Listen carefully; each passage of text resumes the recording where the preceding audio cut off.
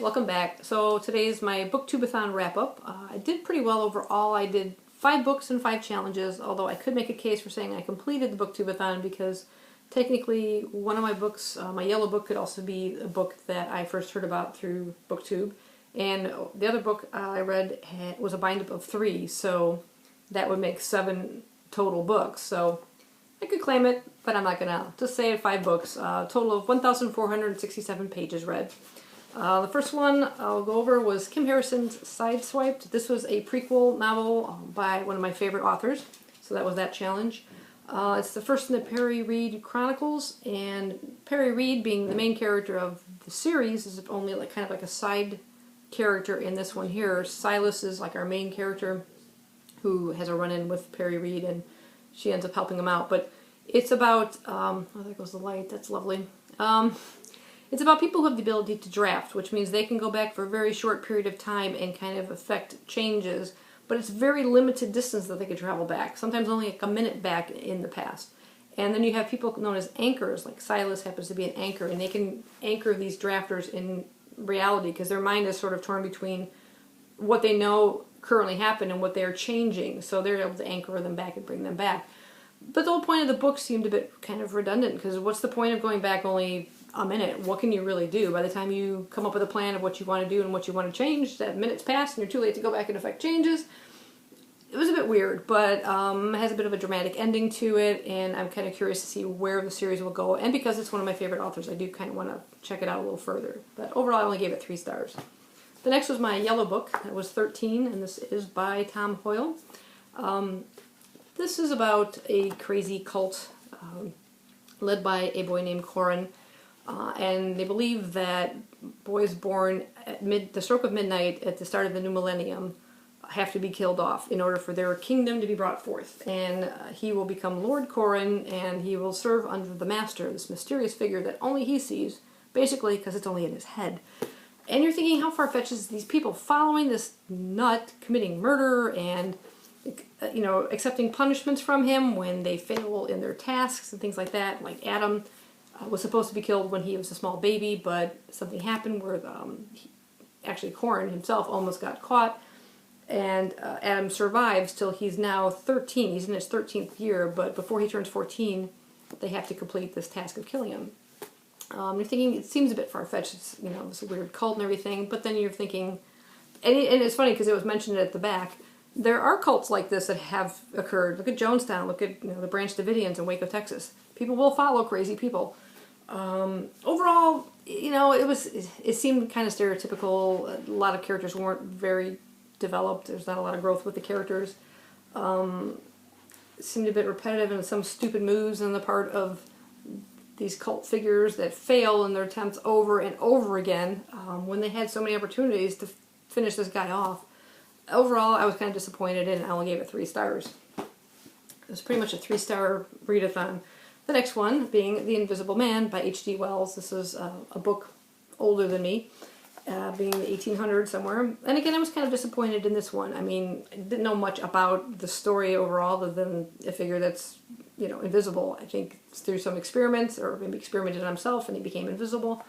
But it takes forever to find out how this took place. There goes the sun again. Like how this took place. I think you get to about the middle of the book before you even know the character's name. Something H.G. Wells seems to like to do, like War of the Worlds, it was an unnamed character throughout the entire thing.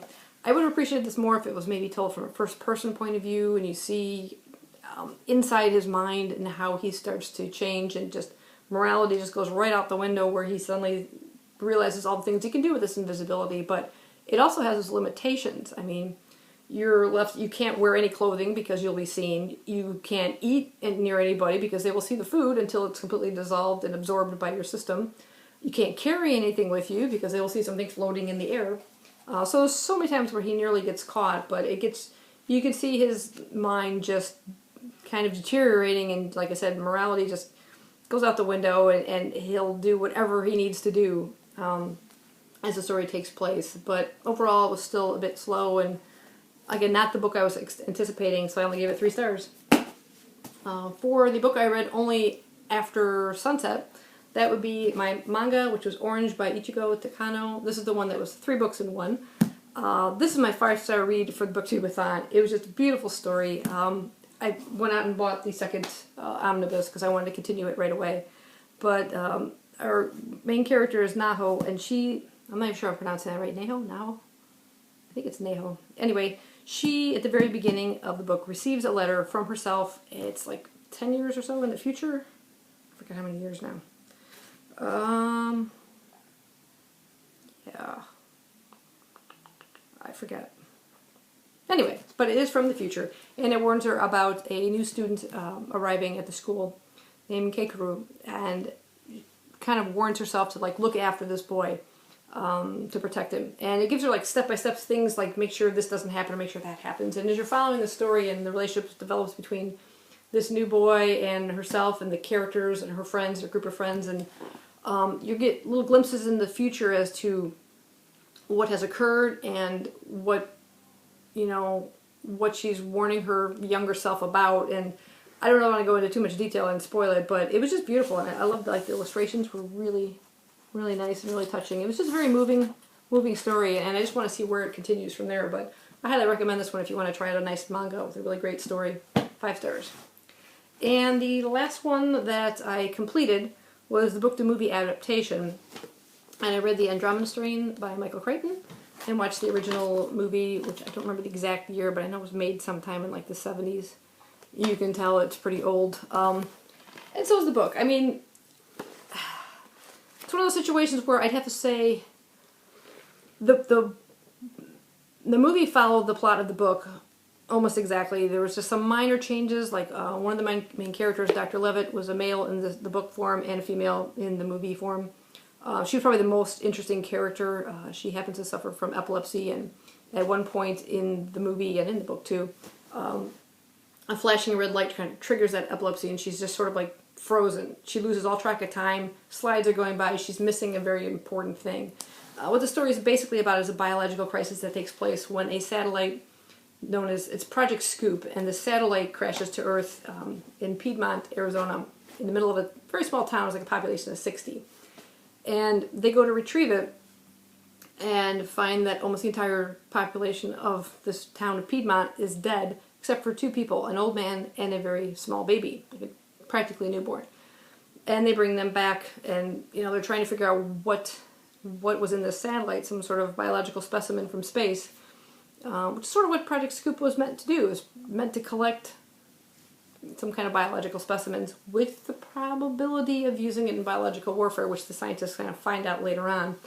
But what isn't on there that was so deadly that wiped out an entire population? Literally turned their blood like just to sand. So it was really interesting seeing how they, you know, the whole scientific process of it. But it's also very slow and very plotting. The book, even more so. There's lots of things where you see lots of tables and charts and things, and it just kind of drags on. There's like transcriptions that just go on, and it's like very tedious to read. A little less so, like I said, in visual format. Some the very dramatic ending when they're trying to prevent something from happening was a little more exciting to watch on the video. So I'd have to say the movie is better than the book, but still, you know. Maybe if it was made today and not that TV series which had come out, which didn't seem to be at all close to the book to me, but if they remade this original movie with, you know, some of the special effects and things that they have now, and it might be a little bit more interesting. But this was very dated. You can see the old style cars and people smoking everywhere. But yeah, this is kind of slow for me, and overall I gave that one 3 stars too. But I had fun doing the readathon. I did make a very small start in my actual book, the one I chose for the book I first heard about through BookTube, and that was Meg by Steve Alton. I got about 50 pages in on that one, and I never made it to The Stranger, but I will probably be continuing these in August. I'm actually currently on page 116 for Meg, and I have a really great bookmark for this one. What do you think? Oh. Anyway, so yeah, I had fun. I think I did fairly well. I'm happy with it. Got me to read some of these books that were sitting there for quite some time, so that's the whole point, I think, for BookTubeAthon, is to just make you want to read more. So let me know how you guys did, and if you've read any of these, what you think. Just comment down below about anything. I'll talk to you later. Bye-bye.